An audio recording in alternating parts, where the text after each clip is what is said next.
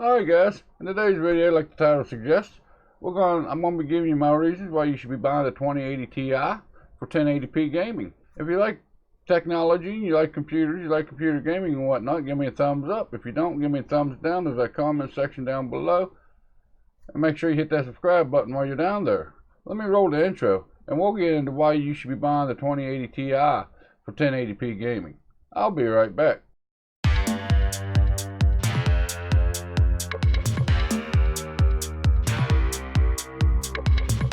Alright guys, like I said in the intro and the title suggests, I'm going to be giving you my reasons why you may want to put the RTX2080 Ti into a gaming system for 1080p gaming. Does this sound right? Well, let's take a look at the prices of the RTX2080 here.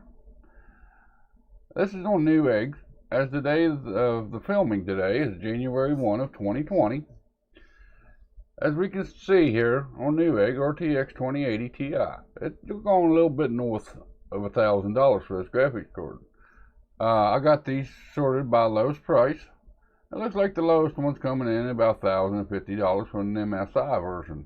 Now, would I recommend putting a $1,000 graphics card into a gaming computer for 1080p gaming? No, me personally, I would not. But there is a few reasons why you may consider it. You know, a lot of my videos on the channel is about budget. This one here ain't really about the budget side of things, unless you got a big budget. Everybody's got a different idea of budget and what they can afford to put into a gaming system. And yes, for $1,000, I could build 2 gaming systems for 1080p gaming today, with decent frame rates, with decent settings. So why would you want to put a $1,000 graphics card just for this one component? You know, it's $1,000 just for this one component into a gaming system when you could build 2 systems for the same price. There's a few reasons for this. Let's see here. Number 1 on my list, why you would consider putting a RTX 2080 Ti into a gaming system at 1080p. Number 1 is the high refresh rate. You know, you can get monitors nowadays that goes up to 240 megahertz, which refreshes 240 times per second, which would give you an ultimate gaming experience. You know, it should be nice and clear and crisp, and you know, and a lot of people that play competitive like a high refresh rate over the quality of a video or over the gameplay. So that would be number 1 reason to hit that high refresh rate. You could do this on probably a 2070 Super, maybe a 2060 Super. You could probably get up there pretty good. You know, you probably hit, in most titles you could. But you know, you could get that with the 2080 Ti. Number 2 on my list is the RTX features, the ray tracing features. Okay, NVIDIA right now is the only one that has ray tracing features, which AMD is supposed to be putting that on the next generation of graphics card. But right now, NVIDIA is the only one that's got ray tracing. It's a new technology. And if you're playing at 1080p gaming, you want decent frame rates and you want a decent quality. About the 2080 Ti is about the only card that can give you 60 frames per second on AAA titles with ray tracing on. The 2070 Super, the 2060 Super, they really can't give you a decent frame rate with ray tracing on at 1080p. So that's the second reason why you may consider putting a 2080 Ti into a 1080p gaming system. The third reason I came up with is for the longevity. What do I mean by that? Well, you know, you buy a 2080 Ti, you know, this goes to the concept that I see a lot in comments. You know, I see a lot on forums, you know, how do I future-proof my system to get more time, you know, with the components I buy today? How do I get more, you know, that last longer? Well, there's only one way to do that, and it's to overspend or overbuy. You know, you buy the best that you can buy to be able to get longer life frames out of your components. And that'd be another reason why you'd want the RTX 2080 Ti for 1080p gaming. Now, most of your typical graphics card lasts you somewhere between 3 and 5 years. And if you buy a graphics card today that's made for 1080p gaming, you can expect 3 to 5 years of gaming experience out of that graphics card at 1080p. If you overbuy and you buy the 2080 Ti, you know, you can extend that by probably quite a few years, I'd say.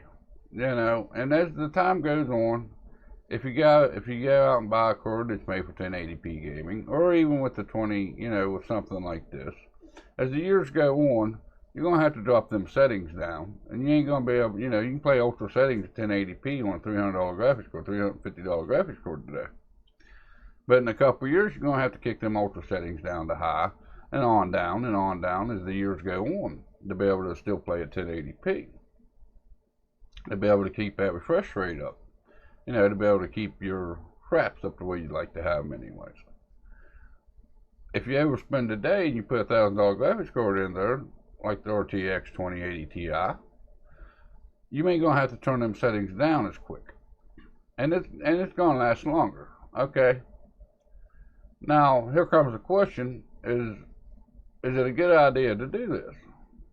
Do I recommend doing this? I don't recommend doing this.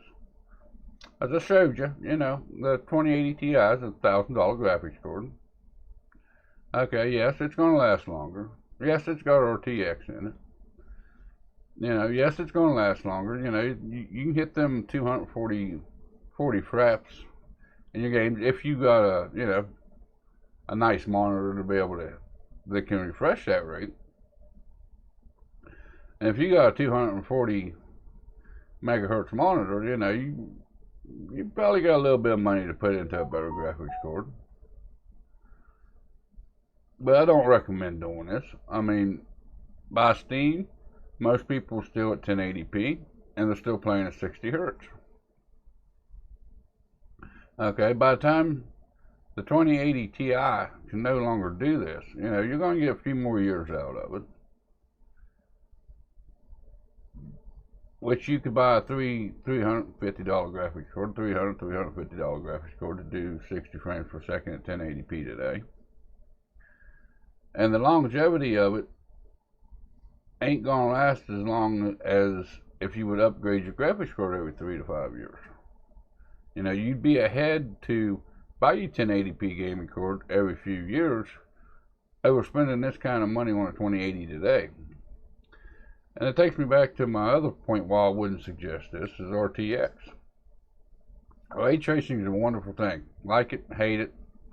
You know, to me, you know, I like nice visuals when I'm playing a game. RTX does a lot of, you know, reflections and stuff like that in the water, or when it's in a fire scene, or this or that. You know, it changes the lighting a lot. I don't see where it'd really give you much of a benefit. You know, I mean, if you're going, especially if you're playing like first-person shooters or something like that, how many times do you actually stop in the middle of a game and just enjoy the visuals of a game? You know, as long as it's playable, you can tell what's going on the screen. You know, do you really need RTX? To me, no. I don't, you know, I don't know if I'll ever adapt into RTX, which I'm not going to say I won't never have an RTX card. But to me, the hit and frame rates and the longevity of my components ain't worth turning RTX on or worrying about RTX being on. And it surely ain't worth a $1,000 graphics card.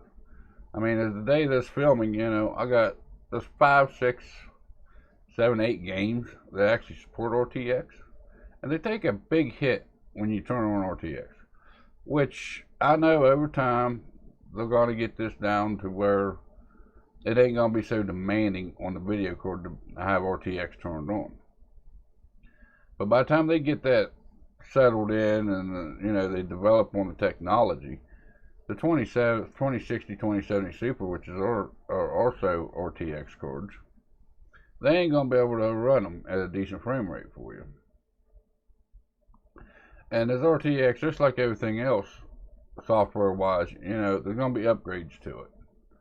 You know, and who says the 2080 Ti is going to be able to run ray tracing in 2 to 3 years? You know, depending on how they develop it and whatnot, you know.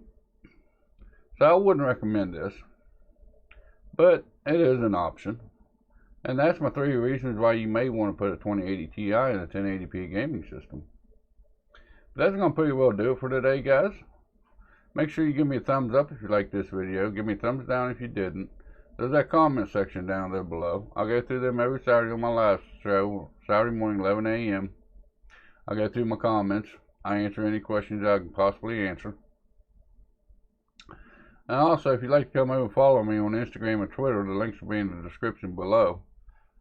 Pretty much that's just for the channel. It ain't nothing really personal with me. You know, I just kind of put up what's coming up on the channel and stuff like that. Sometimes I give you a sneak peek to where you can go in and watch the videos before they even come public on YouTube. Stuff like that. Now, if you'd like to come over there and follow me on that one. With all that being said, you all have a good day. And I'll see you in the next video or live stream.